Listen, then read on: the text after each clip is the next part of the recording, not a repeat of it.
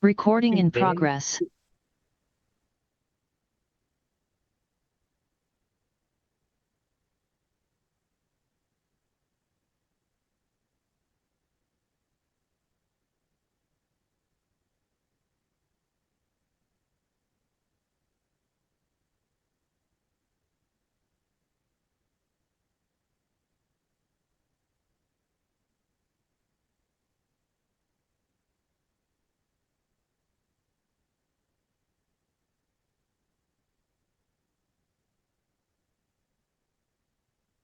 Word.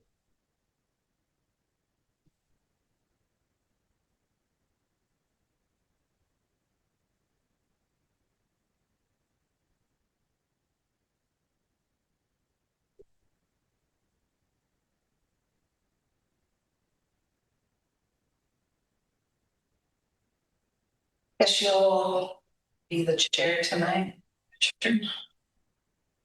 Oh, We don't have a chair or a vice chair. oh, okay. Seniority. Well, okay, we do have a quorum, so I guess we could start. Good evening. This is the regularly scheduled meeting of the Trinidad Planning Commission for Wednesday, August 20th, 2025.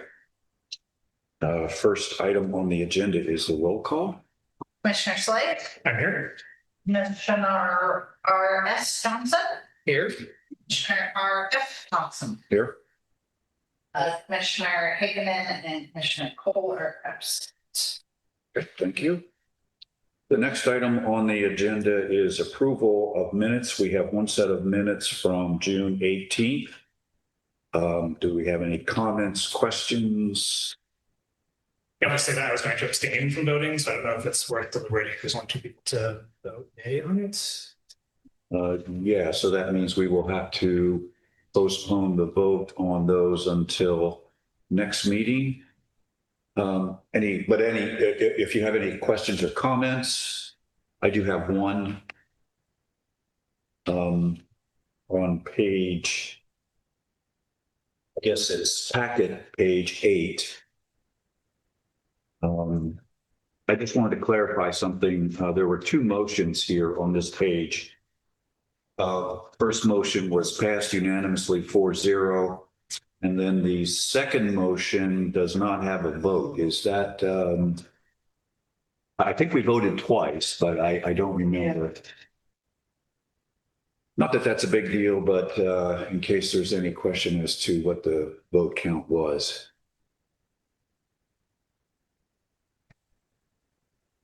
Any questions, any further questions or comments?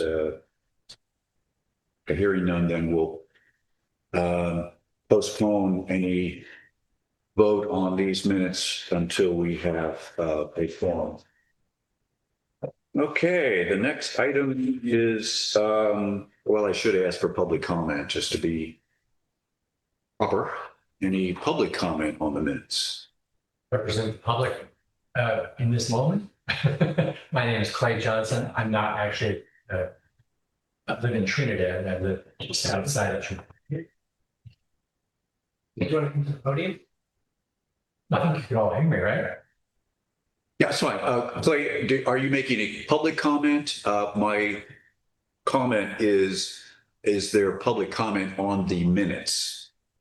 I do not have any. Okay, we'll get to you in a minute. That's fine. Yeah, just wanted to clarify the bureaucratic stuff. Thank you for the clarification. Hearing none on the minutes, as I said, we'll postpone approval. Next item on the agenda is approval of the agenda. We have one discussion, public hearing, decision action item tonight. Any changes to the? Oh, not for me. Okay, I'm going to move the agenda. Okay. Second that. Move in second. Any further discussion? Hearing none, all in favor say aye. Aye. Aye. Opposed? The ayes have it. Okay. Next item is items from the floor. And this is an opportunity for anyone from the public who would like to comment make comments to the planning commission on anything other than the items on our agenda this evening. So I'll turn it over for public comment. I have no specific questions at this time. Okay. All right. Thank you. Any further public comment? No, I don't see any. Oh, I do hands. That's not a hand raise, is it? Just your mouse. But it's on there. If it's a white hand, ignore it. That's just a mouse. Okay. Just want to make sure. And I assume that that's Nina. I would assume so, yes. Okay. Thank you. That was getting a little confusing. Okay. All right. I said we have one agenda item this evening. The agenda item number 1 is Norel 2025 Coastal Development Permit, Use Permit, Design Review to convert existing church into a 2-bedroom residence and convert an existing 2-bedroom apartment into a 1-bedroom accessory dwelling unit. Turn it over to staff. Sure, thank you. So, in some ways, this is a pretty simple, straightforward project, but there are some complicating factors. It probably looks familiar because you guys approved a rezone of the property about a year or so, well, maybe a little bit more, only about a year ago. So this is a church with an attached apartment unit on it. The church had been vacant for several years before it was sold into private hands. The applicants came forward, they wanted to convert the church into a home with the attached second unit. The previous zoning was for public and religious for the church use. So we did go through a rezone process to change that zone to suburban residential, which is the same as the other parcels on Berry Road. In the suburban residential zone, residences are principally permitted use, and you can have a second unit with a use permit. So that is the reason for the use permit. The other complicating factor on the site is that there is an existing wetland. It's a remnant drainage channel. It was modified and impacted with construction of the freeway, but it does qualify as a wetland. So that was mapped. There were several addendums to that report that kind of looked at the type of wetland, looked at the appropriate setback because the existing improvements are within the normal 100-foot setback and even 50 feet. So the wetland report did find that a 50-foot setback is adequate to protect the wetland. There are some existing improvements already within that 50 feet. There is one corner of the ADU that will be the deck, and the storage unit and room underneath will be reconstructed. That is within 50 feet of the wetland. But there were some recommended mitigation measures that have been included as approval that will help protect the wetland for that. So the project mostly involves interior remodeling to accomplish its goals. There are some minor changes to basically decks and stairways, and they're pretty minor changes. But because they alter the external profile of an existing structure, that does require design review. And it's a coastal development permit, so design review is our normal process for a CDP as well. So the project does meet all the zoning standards, setbacks, density, lot size, parking, all those kind of things. As I said, exterior changes will be minimal. They're not really visible from any public viewpoints. Don't expect that views will be impacted. The applicants would like to remove a few small trees. None of them are over 12 inches DBH, so they don't require a permit as long as it's not, an excessive amount of tree removal. But just there's been some topping of the trees near the second unit over the years, and they're pretty rough shape.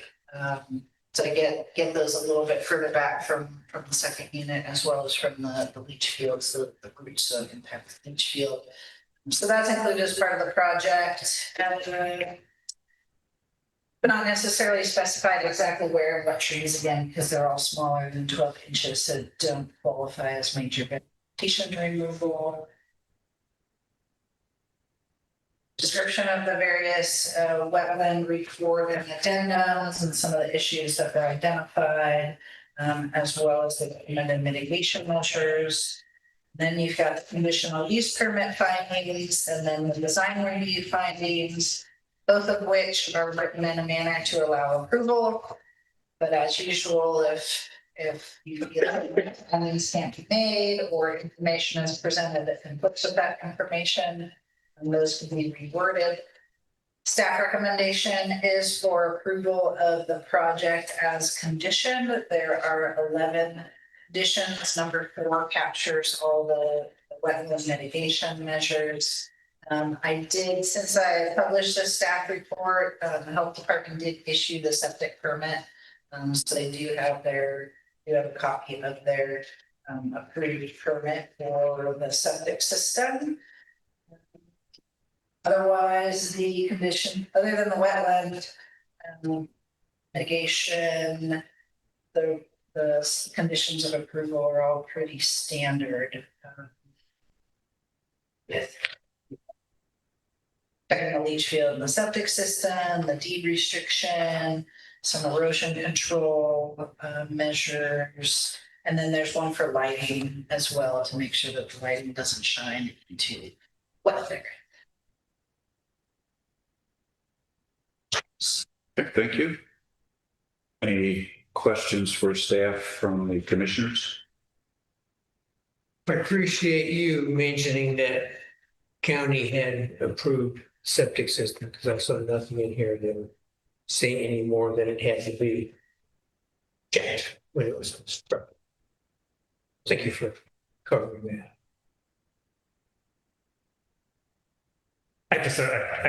I've got very few concerns about the project itself. I do have a couple of quick questions about the staff report, if you don't mind. I overlooked its availability, so I'm sorry, but is there really no official distinction between like a naturally occurring wetland and one that was created 60 or 80 years ago because of the road construction project? There can be, but that's especially in the coastal zone. No, road ditches can be wetlands. Yeah. Can I just follow up on that? Yeah. Why do we assume that this drainage way, this swale is related to the highway construction? That was just based on historic aerial photos. You could that's in one of the wetland report addendums. They kind of looked at trying to classify the wetland, and it appeared that there was a drainage channel there prior to construction of the freeway. Yeah, it was. And then irrespective of, I guess, origin of that wetland, are there sensitive or rare flora and fauna there? No, the person who did the wetland delineation also is qualified to do rare plant surveys, did not note the presence of any rare plants. Also, an employee from the Department of Fish and Wildlife did visit the site during the rezone process as part of that referral process, and also found no evidence of rare plants or habitat. The last question is unrelated to the wetland, but about the trees and the assessment that they exhibit unhealthy growth forms and density. And I was just curious who made that assessment. It's pretty obvious when you're on the That's my site. assumption, but Yeah, I'm just it's messy. It's messy looking. Yeah, and then some, it's possible that for the leach field, the trees that were topped were the ones that were really close to the structure. There might be a few that are removed that haven't been topped to protect the leach field. So obviously irregular that it doesn't take like an ISA certification to realize that there's something healthy there. Yeah. Okay. All right. I'm good.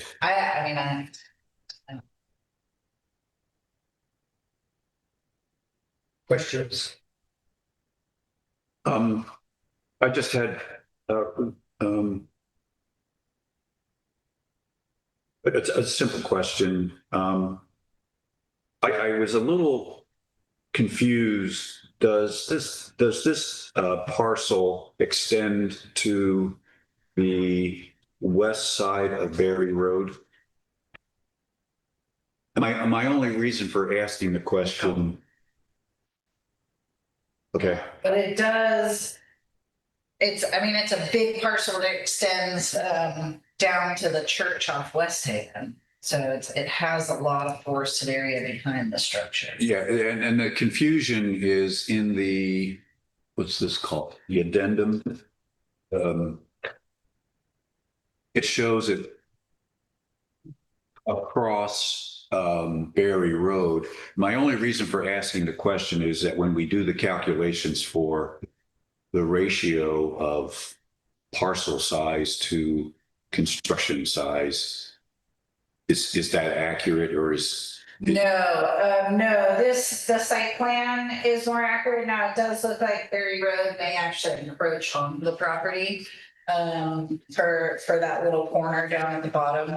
But no, this mapping, and if you go on Google Maps, you can see where this imagery came from that original wetland report. And that was why we had such trouble with the site plan at the end. And the reason for that last addendum on this report is because when it was drawn, these maps are not accurately located on the ground. And so trying to match this map of the wetland in here to the actual site plan, this one was problematic. So we had to go, biologists had to go back out and take some measurements and figure out, in relation to the structures, where to put it on the site plan. Okay, yeah, it's a little confusing. I just wanted to make sure. And then the other question is somewhat unrelated, but apparently there was an animal pen which has been moved. Yeah. Not that I really care, but the animals that are in the pen, are they legally there? As far as I know, there were some complaint about loose chickens at one point, but I think it's goats and chickens. Okay, but that's they are allowed to have a certain number of them based on parcel size. So I haven't actually gone out and done a head count, but okay. As far as I know, the only complaint has been chickens in the street, and that has been contained. Okay.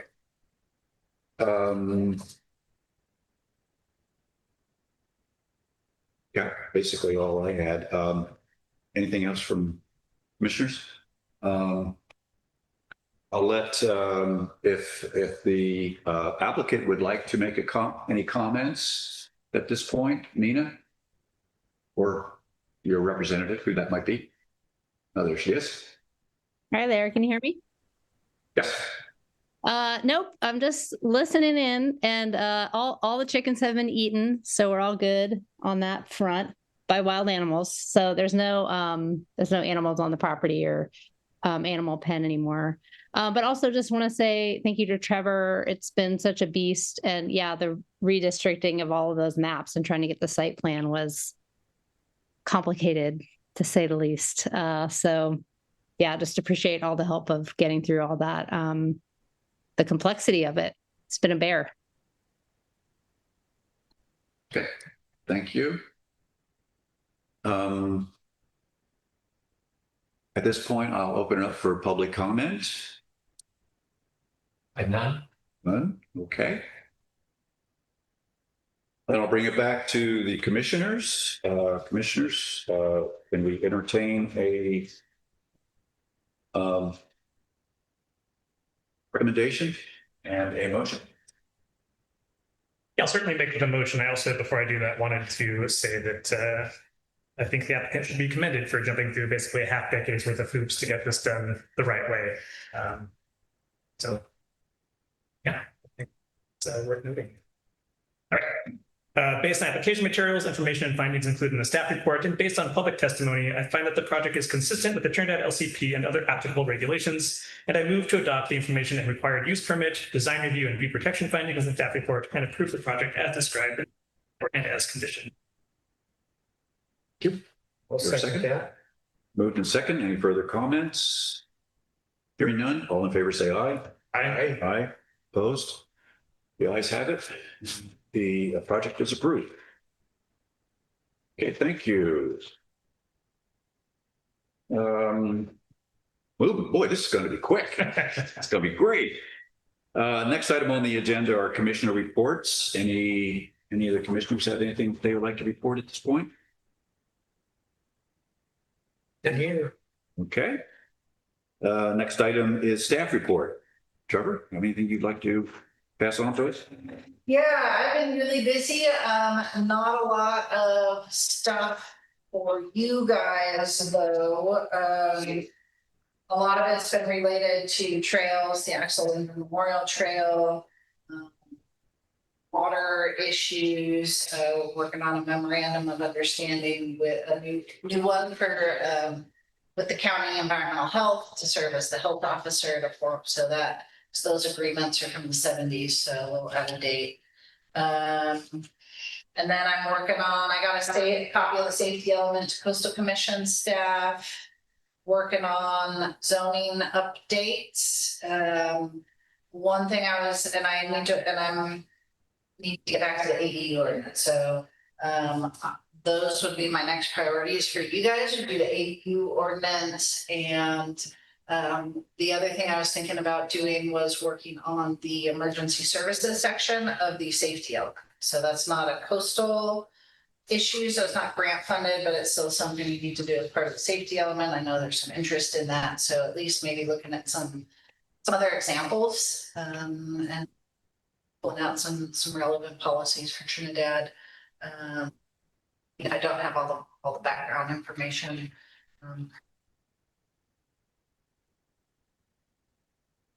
but just to clarify, did you say you submitted the safety element to the coastal?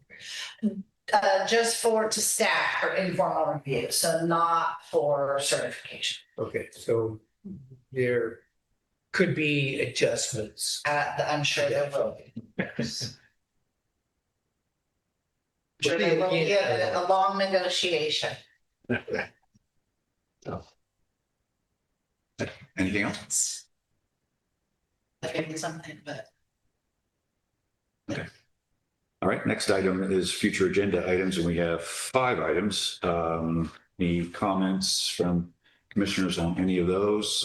We've been carrying these for a while, and I know that it's just a matter of priorities and trying to get some other stuff done, but it's the opportunity that we have either to add to it or remove from it future agenda items.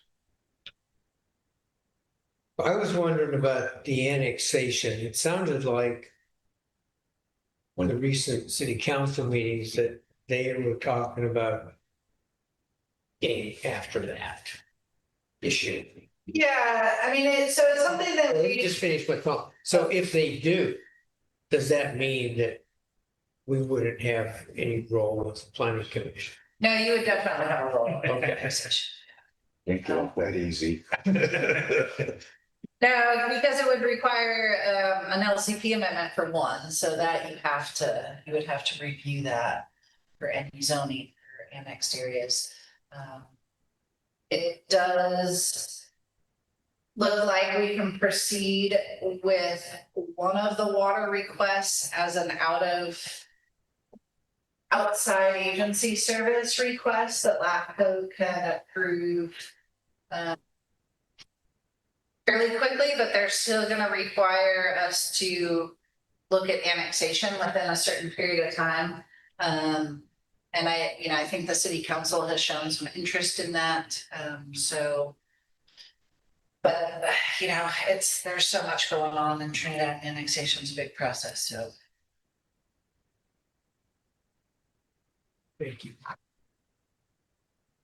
Any other comments, questions? Okay, then that brings us to our last item, which is adjournment. And thank you all for participating this evening. Thank you. You. Thank you for representing the public. I do